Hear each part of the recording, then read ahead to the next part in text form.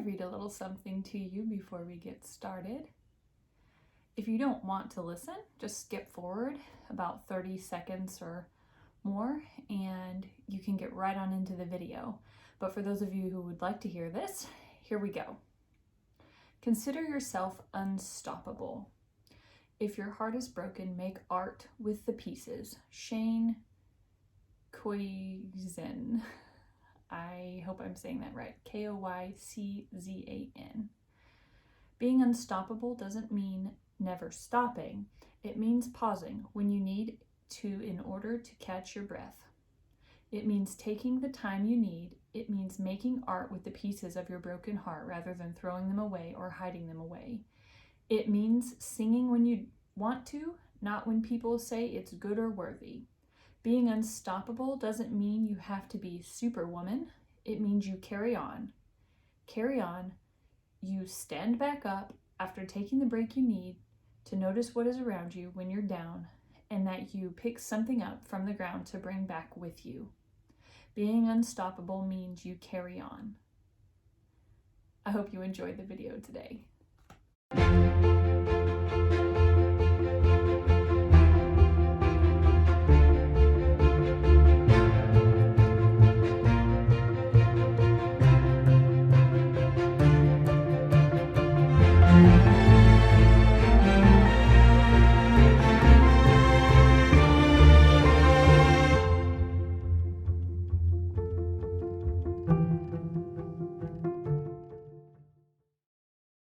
We are going to take just a few minutes to talk about a topic that could take hours to unpack, but I just want to kind of dive a little bit into it.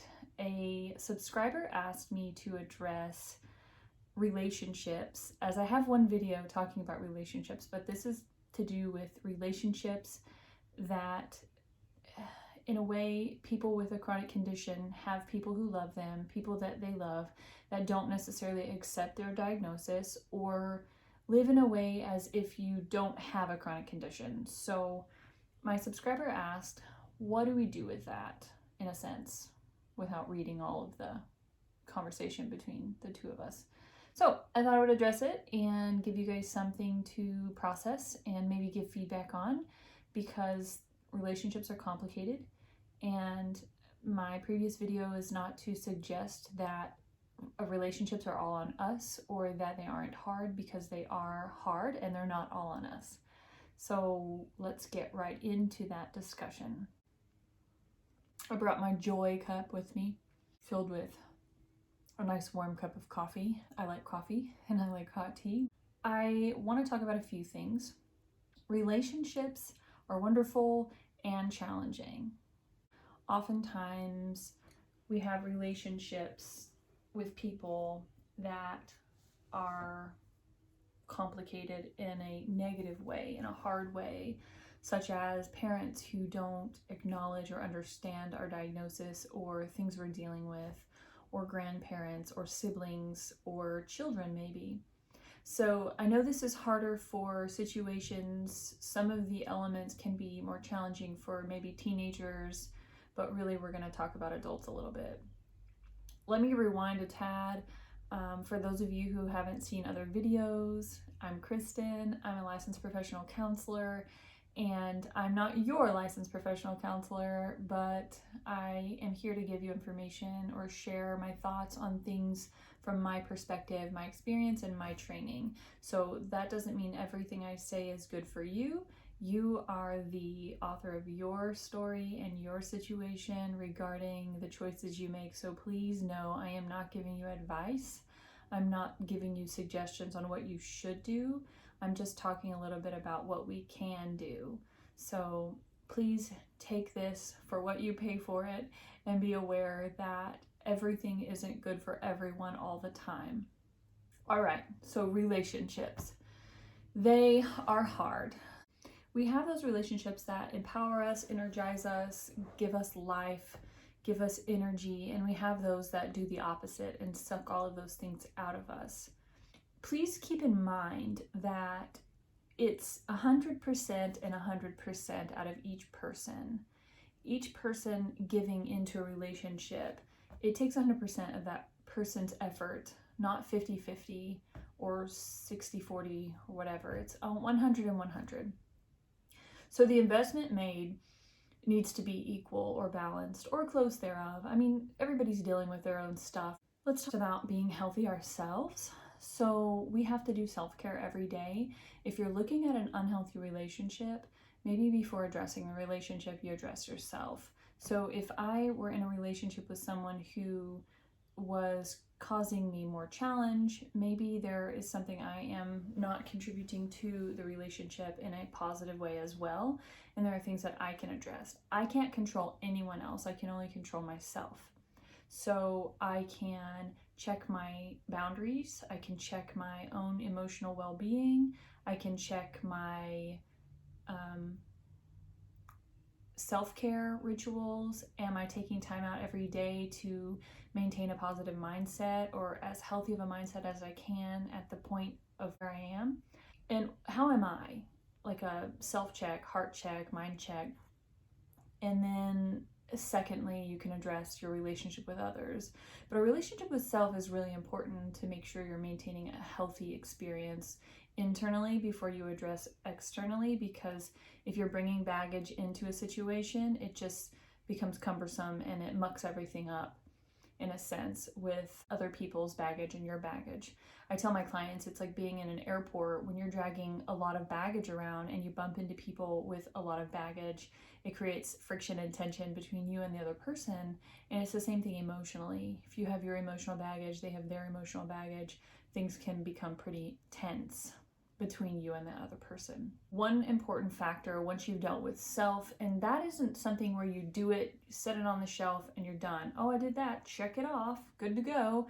That's a daily thing. And I have quite a few self-care videos and things talking about dealing with personal internal experiences. So set that aside. The next thing we can talk about is setting limits or boundaries. Do you have yourself boundaried for these people? Now, there are situations where it is more complicated to do this than others, so it's easier when you live on your own to set those boundaries. If you don't live on your own, you still can set the boundaries, but they look a little differently than being able to go home. So this is how it applies to your situation, my situation. We have time boundaries, we have physical boundaries, we have emotional boundaries, we have social boundaries, we have information boundaries. So my story is mine to tell.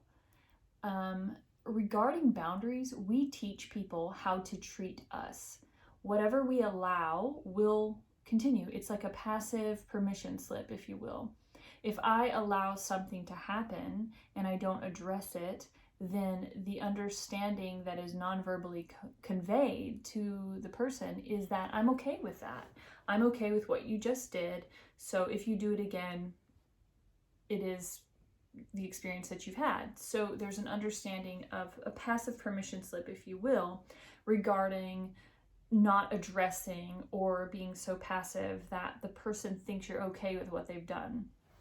That doesn't mean you are okay, and there could be many reasons why you didn't address it, but the reality is you're essentially giving out passive permission slips for the way you're okay with being treated. That is sort of the first place to start. I could probably do an entire video on boundaries, of course, and there are loads of them out there, but boundaries would be a great place to start. Trying to maintain self-care and a positive mindset and a positive emotional experience intrinsically will be affected by others, of course, because if you are surrounding yourself with complainers or people who are negative, that begins to weigh you down and can actually trash in, then trash out, right? So you ingest all of that negativity, it begins to wallpaper your heart and your mind, and then that's what comes out of you. So be aware of that as part of the boundary setting. That may be as basic or simple as changing a topic or of conversation, or changing the subject, or if someone is complaining or being negative about themselves or you, or just in general, highlighting the positives would be potentially helpful. You can't control them. Remember, you can only control yourself. So a second one is not to die in a fight, right? So I'm not a proponent necessarily of fighting, but it is okay to disagree. It's okay to not see things the same way, but there are healthy ways to disagree. There are healthy ways to not accept what someone's giving you if it's not what's okay for you, if that makes sense. So digging your heels in when something is emotionally heated or conflict has arisen, digging your heels in essentially is unchecked emotion on our part, as well as what's coming at us. So we have an obligation and an opportunity both for ourselves to deal with what's going on, even if we have to call a timeout with the person. You can't stop them from being heated, but it takes two people to fight. It takes two people to join into a conflict for it to increase or decrease. Taking a timeout might allow for a heart check, a mind check, or dealing with the information around the conflict or the unchecked experience for you to be able to enter into the conflict in a healthy way that is productive and positive. I am not suggesting that this is so easy. Everything we talk about in this video today is probably going to take loads of courage. So please hear me in saying that this is hard stuff. This is not puppies and rainbows. This is hard stuff. And I know that it takes a lot of courage because it takes a lot for me to deal with conflict. I am a conflict avoider pretty significantly. If I could stick my head in the sand and not deal with a conflict, I probably would opt for that. Not that I don't want to resolve things, because I do prefer resolution, but I really avoid conflict as much as I can. A lot of times people are irrational regarding chronic conditions because they don't understand. Sometimes they don't understand because they don't want to, but sometimes it's because of ignorance, truly. They don't know that they don't know. Some people like to be know-it-alls, to be one up on you. Oh, you caught a fish this big? Well, I caught a fish this big.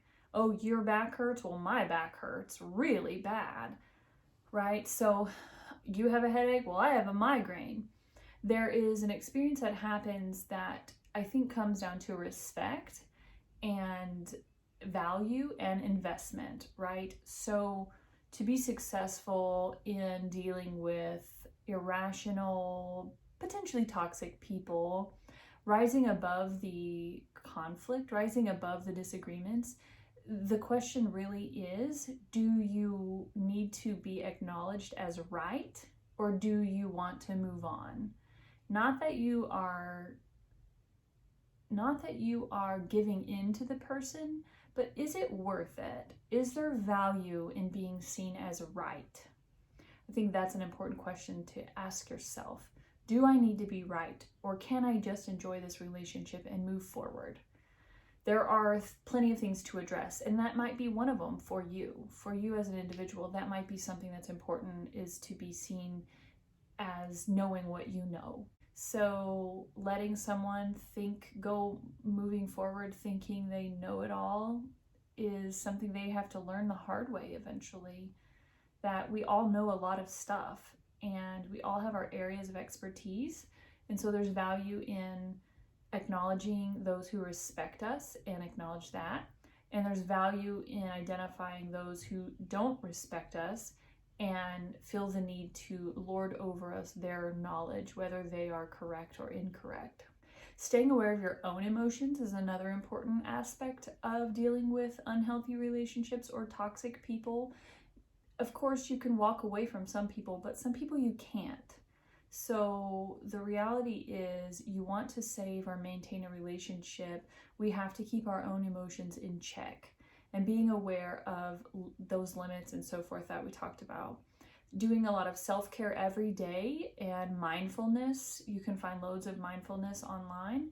Journaling, gratitude journals, finding things that we like or we love about a person can also be helpful, and offering and practicing grace giving is really helpful. We often get grace and we may withhold it in times, and that's not as helpful. So being aware of that and knowing that everyone has their issues, right? If we have a chronic condition, me having EDS creates limitations in certain areas that it doesn't create in other people. But other people have limitations that I don't have, and I have to be aware that just because I can do it doesn't mean they can do it. And the same goes that I hope that other people can come to a place where they understand just because they can do something, I cannot. And that's not a judgment or a critical thing. That's a reality. We all have limitations. They just look differently than someone else's. So being aware of self and being able to be respectful to others with the expectations of respect in return. That's when we might set up a natural consequences situation, in the sense that we can't beat someone over the head in the hopes that they're going to understand something we're sharing with them or asking of them.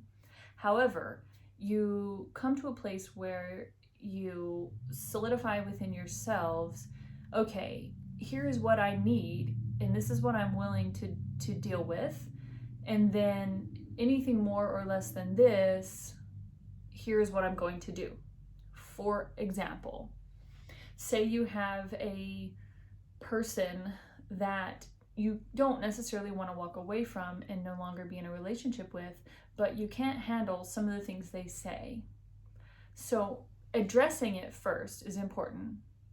Telling that person, when you say this, it makes me feel this, or when you say this, I'm not okay with it, so I would prefer if you would please not say these things to me or about me or at me or around me or whatever that looks like.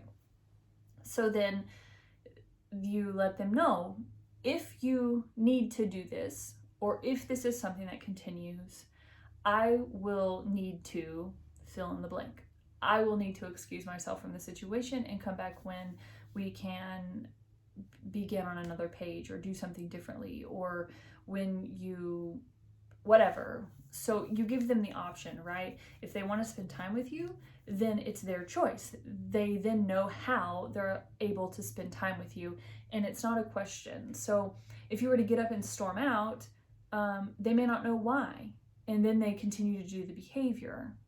If it's not addressed, then it goes unaddressed, and it's ignorance on their part because they don't know what's going on. So giving them the opportunity to make the choice is always helpful and respectful of them and yourself. So there are ways to do that behaviorally with behavioral cues where you don't have to just say it. You begin removing yourself, or I guess it's kind of like Pavlov's dog, right? You don't want someone cussing around you. Every time they cuss, you take a walk outside on the porch or whatever that looks like. There are always alternatives to right assertively head on, banging your head into a wall, if that's kind of how the case is, or if there's a fear factor there, it's easier to passively, in a sense, address something if you don't feel confident or you don't feel supportive or you don't feel it's safe. Remove yourself. Practicing boundaries can help all of this as well, and it doesn't hurt to have good and healthy boundaries and do a check on those regularly. So if you don't know how to set them up or you don't know how to maintain them, practicing is a good start. Another thing I want to address is not to limit yourself or allow anyone else to limit your joy, right? Happiness is an emotion, excitement is an emotion, but joy is more a state of being. And we have to make a choice sometimes to choose joy. And then other times, joy is an effervescent, overflowing experience. So when we have to choose joy, we have to be the one behind that driving force of setting a guard around that joy, in that no one else can make you do something and no one else can take something that is intrinsic from you, right? We give that over. Just like we give over our power, we give over our joy. We give over our control. We give over our mental space. We give over the property of our mind to others. And we have the opportunity to take that back and to reclaim ownership of it, and to allow the people who invest in us to have bits and pieces of that, because they have shown that they're trustworthy and safe people. Another thing to address with relationships is not focusing on the problems, right? I mean, there are times when problems need to be addressed, but overall, if we're looking at an umbrella of relationships and toxic relationships and unhealthy ones, and they're ones that you want or have to maintain, such as living with someone, focusing on solutions is my personal go-to, because as you stare at a problem, it grows and it gets bigger, and there are ways to see so many other aspects of the problem, and as it infringes on every fiber of our life, right, it can get massive. But we can focus on the solution, which then minimizes the problem and maximizes our ability to, or opportunity to, move forward and grow. So solution finding, solution seeking, solution identifying is, in my opinion, always much more helpful than focusing on the problem itself. Being a therapist, I hear problems every day when I work. So there is value in dealing with problems. There is value in writing out the narrative of the problem in the sense of how it's affecting you or me, not necessarily who did it, where to point the fingers, who's at fault, where is the blame. That doesn't help anyone. That creates shame and guilt and hurt, and those things can burrow very deep. And you're not looking to destroy someone else, but just you're looking to be healthier yourself and to build healthier relationships. So be aware that looking for solutions, I would say looking for solutions in any aspect, not just relationships, is so much healthier and easier and better and more productive than looking at the problem itself. We can ask why all day long, and there may not be an answer, but we can ask, what do I do with this? And there is something to be said there, right? Where do I go from here? What can I do with this bucket of lemons? But why did I get this bucket of lemons? Or why did this thing happen to me? There may not be an answer for that. And you may be, as somebody told me a long time ago, asking why or dealing with the origin of something like that is like nailing your left foot to the floor and running as hard as you can, expecting to go in a straight line, right? So that may have been lost in translation as far as me retelling it, but I think about that, and really it's true.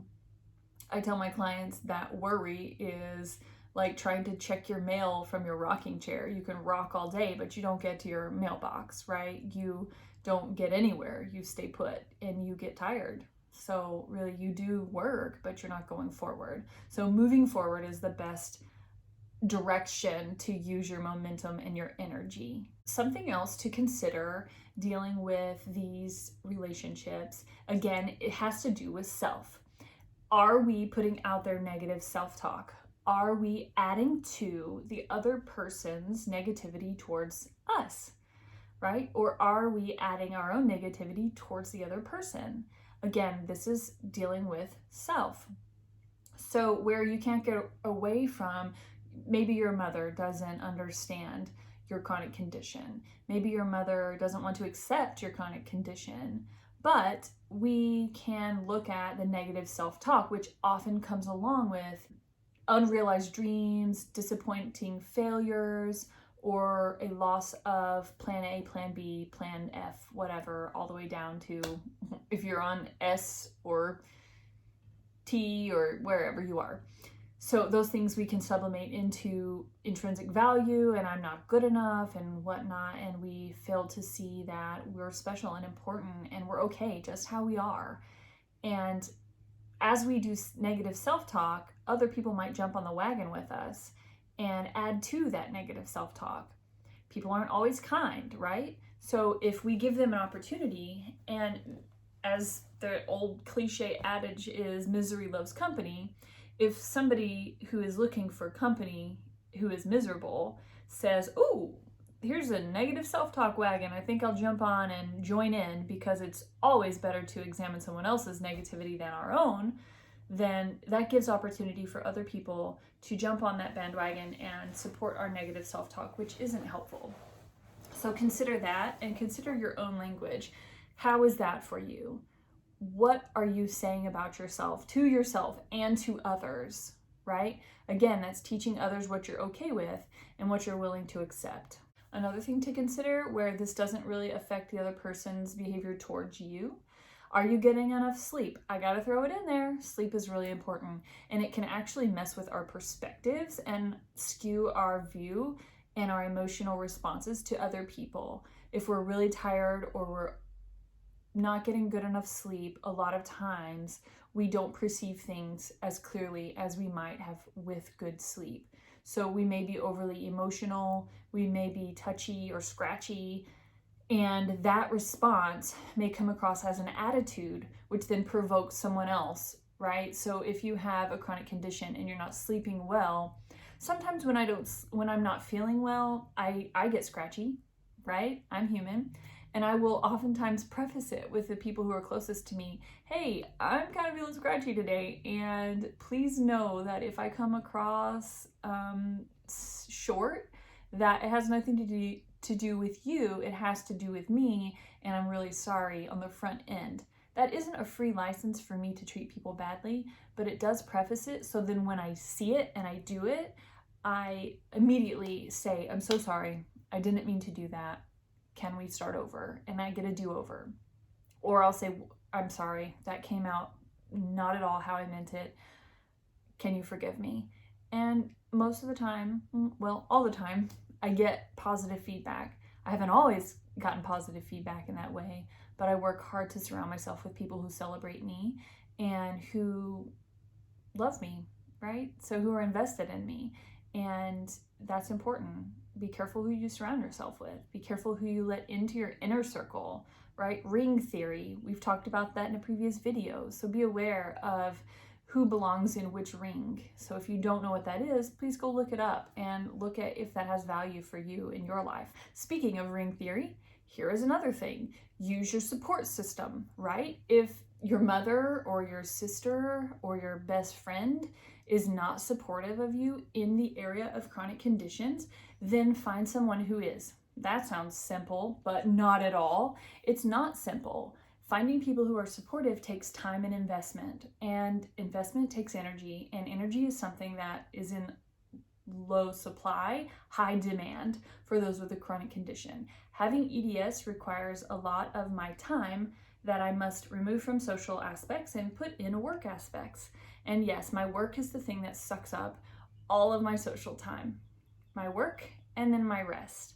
And rest becomes a part-time job because I have to be well enough to work, right? I am aware that I must work hard, and I do work extra hard on my relationships of all kinds so that I can stay connected and I can have healthy relationships, not just for when I need support, but when they need support, or because I'm a relational being, because we're all relational beings, right? That requires some intentional work towards having a healthy support system and building that support system, and being okay with the reality that sometimes the person we want support from is not in a place to be able to give it to us, is not in a healthy place to be able to do that.